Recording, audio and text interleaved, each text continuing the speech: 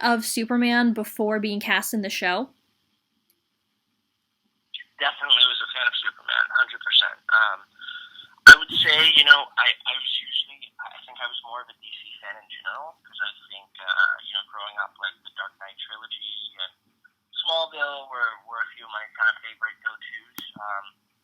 Definitely a lot of nostalgia surrounding Smallville, especially. I feel like just because that was the show I kind of watched up growing up, and it was a show, so that was the difference. Is it took up a lot more time. I could watch it over. I probably watched all 10 seasons like 2 or 3 times, and I could just go over them, and it would take me months to finish the show. So if I spread it out, so that was kind of always my go-to.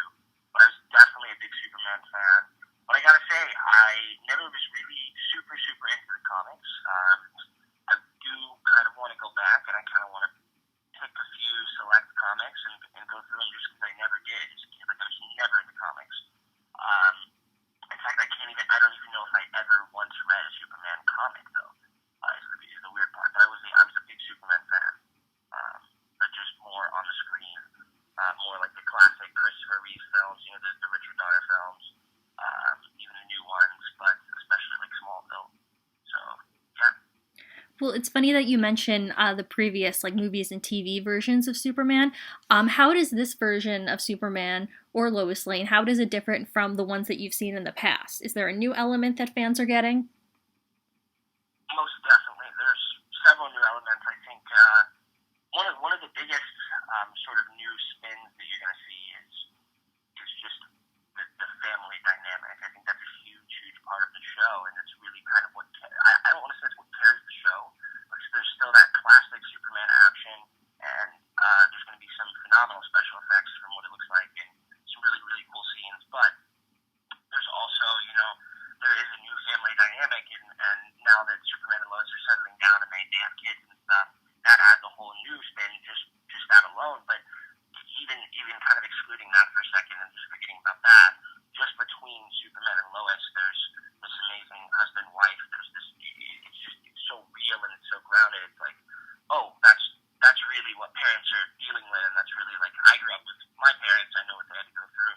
I've seen sort of their struggles to some degree, and I've seen other people's parents struggle, and it's like, oh, this is real. Like I don't know, there's just something so tangible about it, and it's just something that I think fans are really going to appreciate, because it's something that I feel like even in Smallville we didn't see quite to this level, and especially now with the twin boys. So.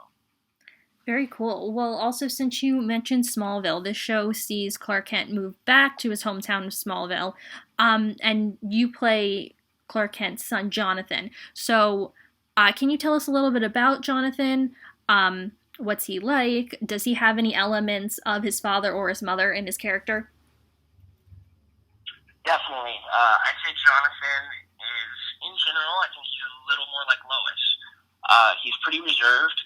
He doesn't necessarily, I wouldn't say he's a super private person. Like I think Lois is a little more private for sure. But I think he's gonna be that way when he's older. He's not quite there. I think he's very extroverted because of his status at school. Back home in Metropolis, he was the jock, he was the quarterback, star quarterback, 2v1, crushing it on the field. So he definitely, he's the star at school, but I feel like as his environment changes, he's going to change, and he's going to become a little more introverted, a little more guarded, a little more secretive, and he's not necessarily going to let people know what's going on inside his head, right? So that's a big element of Jonathan's character. But he's also funny, sarcastic. He's cares about his brother, he cares about his family very much. He's a good kid. His heart's in the right place, and he's just really doing what he can. I think he's having a tough time adjusting to his new life in Smallville. It's not what he's used to, and it'll be interesting to see how he takes the big change.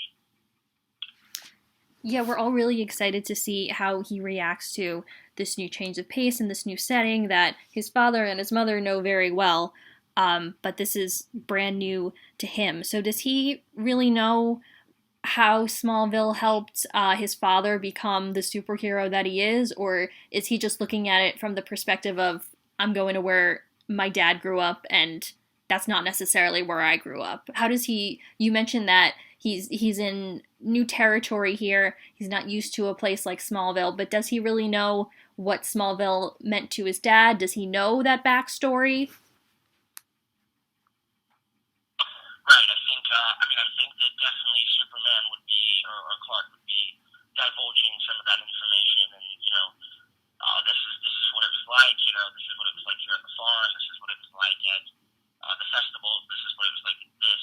This is where we go to have fun. This is where you get ice cream, whatever. I think Clark definitely, and not just that, but like you said, sort of the deeper story of who had made Clark, right? I mean, it was this town that sort of shaped the man that he is. It sort of molded the man that Clark is today, and this amazing person.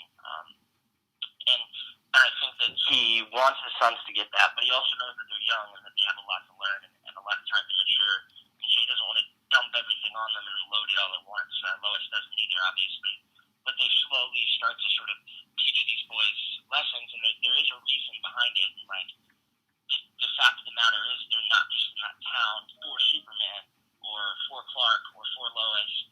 Whatever it is, it's for the whole family. I think there's a reason there, and I think that Clark knows that even though the boys might not be happy, or especially Jonathan might not be happy with the massive change in lifestyle and pace and everything, I think he knows that they're going to adjust, and that hopefully they'll grow to like the town just as much as he did.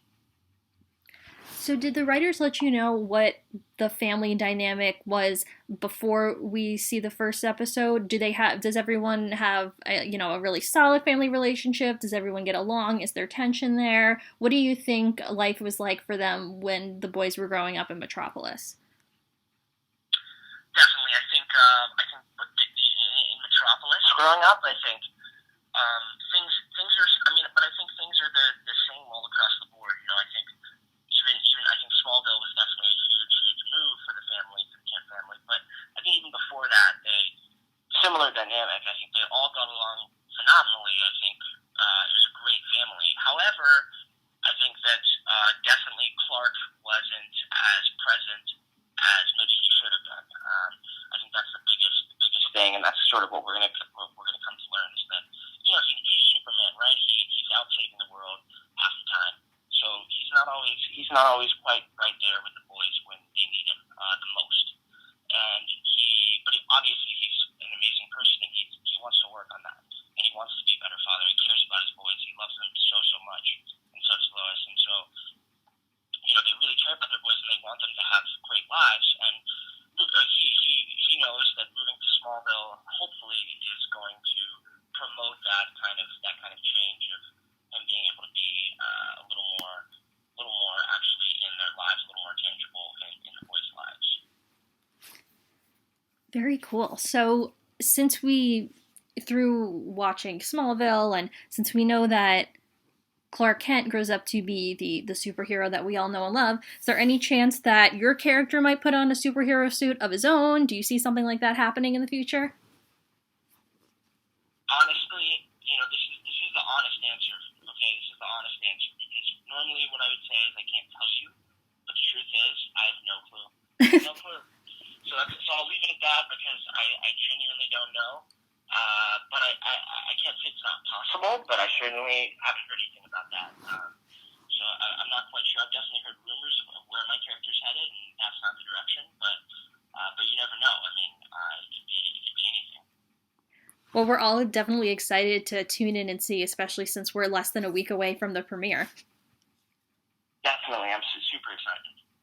So while I have you on the phone, I wanted to ask you about one of your past roles, because a lot of our readers know you from Little Fires Everywhere. So what was it like, first and foremost? Everyone wants to know, what's it like to work with actors like Reese Witherspoon and Kerry Washington? Phenomenal.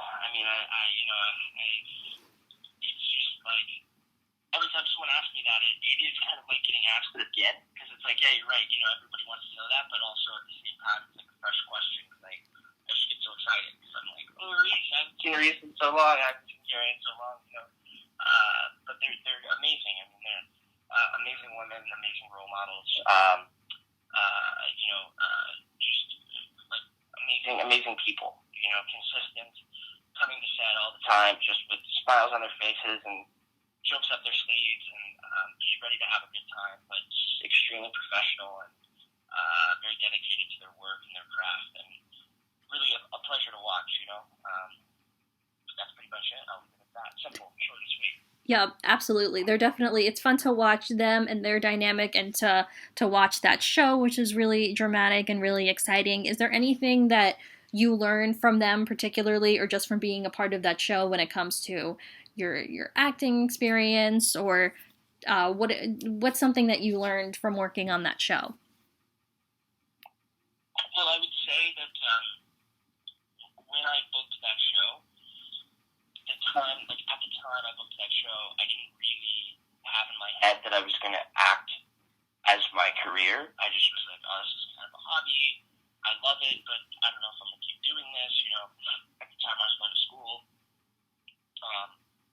And so, when I booked the show, I think it was kind of like, it was very like surreal, and it was very like, it was like, oh, this is really happening, and this is really, oh, I might actually do this.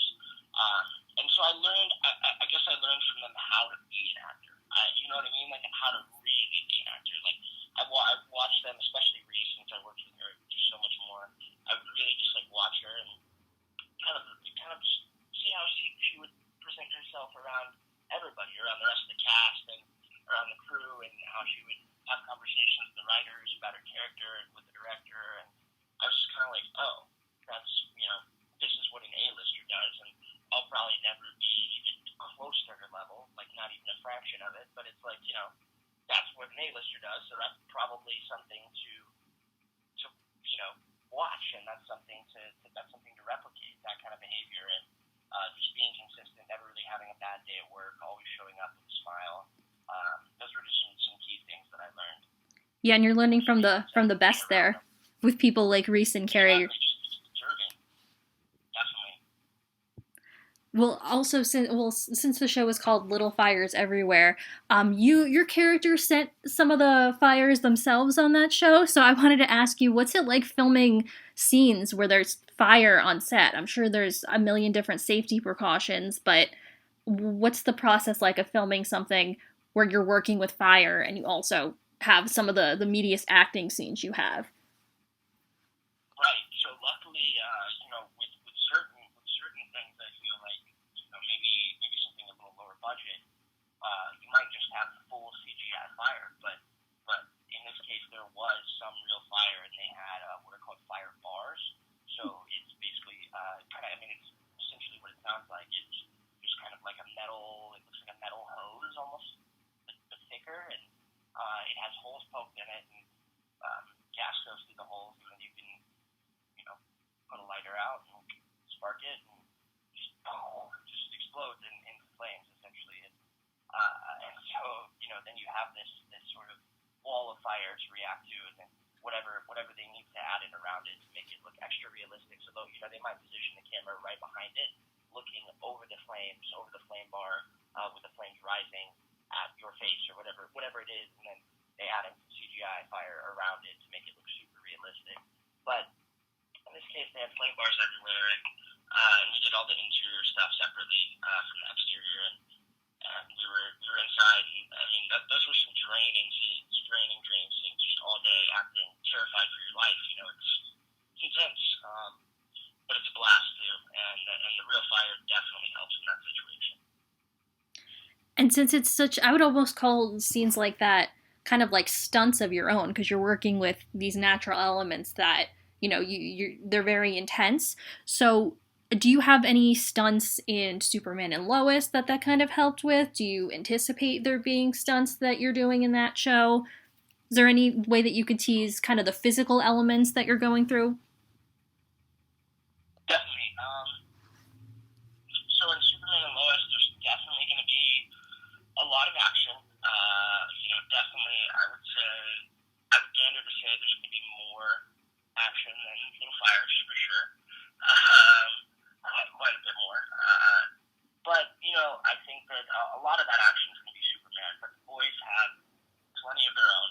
And I've actually already just within the first few episodes done some stunt work. And they have doubles and everything, of course, on standby. But I've done some of my own stunt work, depending on what it is. It's being safe, I'm in there having fun and messing around. And stunts are just such a blast to do. I mean, I could do that. I could do stunts all day. I wish I was Tom Cruise.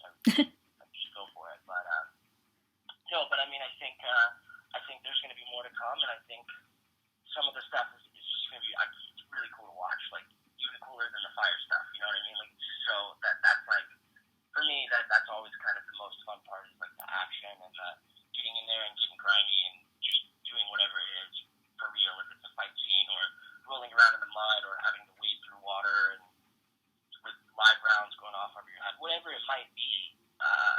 Those are wild examples, but that's my favorite part of the job is just doing whatever is in the scene. If you really get to do it, of course, why wouldn't you want to do that? Yeah, and it makes for a super exciting show. Oh yeah. Awesome. So one other thing that I wanted to ask you, as an actor, this is such a strange time for the acting community because so many productions have been shut down. The productions that are active, they have different safety protocols, things like that.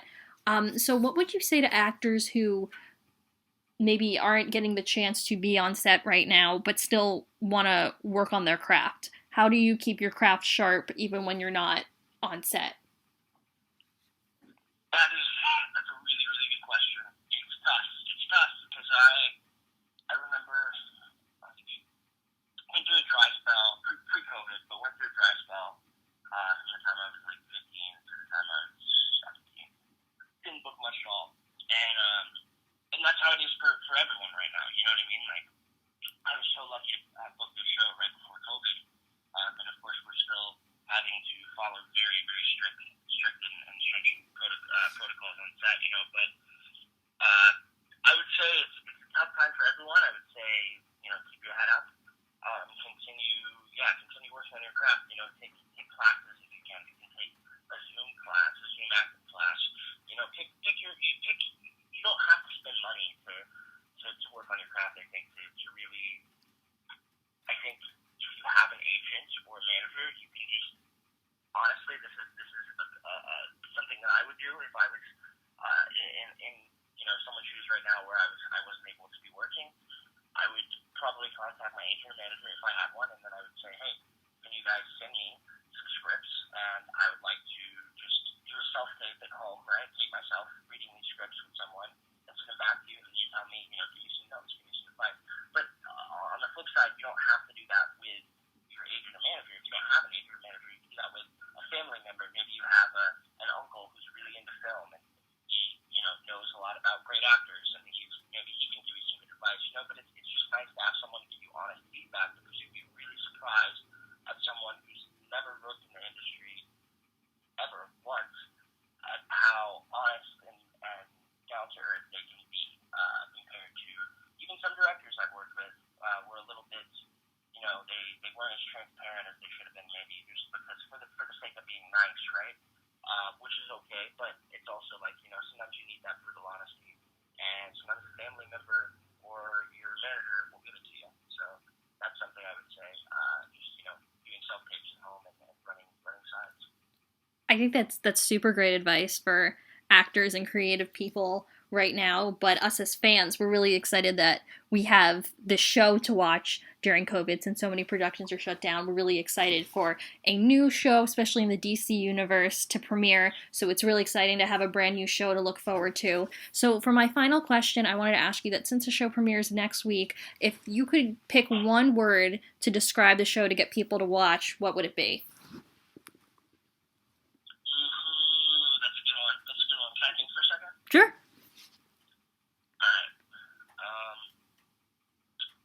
Or it could be 3 words. Oh, man. One word? Nah, it's gotta be one. Okay, it's gotta be one then. See,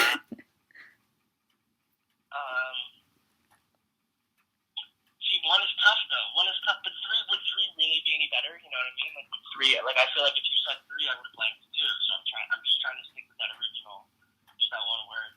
I would say it's all right. 2 words. Okay, 2 words. Yes, let's compromise. 2 is perfect. Visually stunning. Visually stunning. That is a good use of 2 words. Aesthetically stunning. Yeah, whichever you want to go with. I don't care. Visually, aesthetically, it's a beautiful show. It's a beautiful show. The way it's shot, the special effects, it's just it looks really solid. It looks very cinematic. You know, there you go. That's a good word. Cinematic. Cinematic. I don't know why I didn't say that. That's perfect too. Okay, cool. Now we got it down to 1 word. Doesn't get better than that. Exactly. It's fantastic. Yeah. Awesome. Well, I'm really excited to watch the show. I can't believe it's only a couple days away from premiering, and we're all super excited to see, the new interpretation of Superman in Smallville, and we're all really excited to see your character as well. Thank you. I appreciate that. I'm very excited as well. Awesome. So thank you so much for taking the time to speak with me, and best of luck and congrats on the show. Thank you. Yeah, no, of course. Thanks for calling. Anytime. Thanks Have a good rest of your day, all right? You too. Thanks so much. All right, bye. Bye.